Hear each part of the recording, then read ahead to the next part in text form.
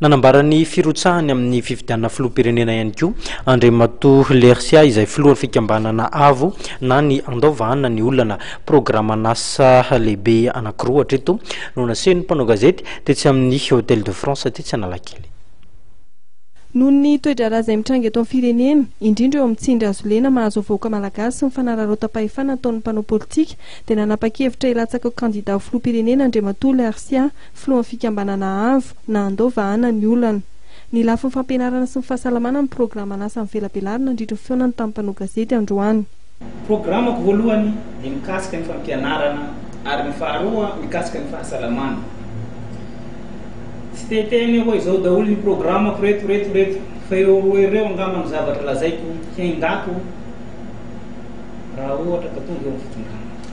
Hilatsaka ho eo kanefa kosa raha toa ka misy ny filaminana sy ny fahatoniana mialohan'ny fifidianana.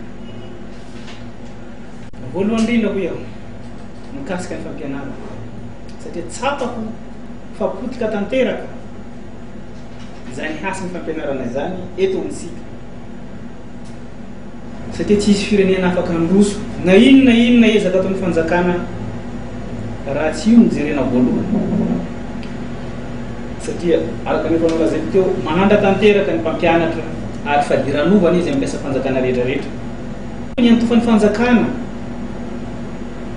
ny marary raha misy olona marary anankiray tokony antofan'ny fanjakana manomboka amin'ny ny consultation sy ny fidirana na izy midy l'hôpital ny vidin'ny fanafody ny sakafo mba tokony fanjakana ny miantoka an'izao.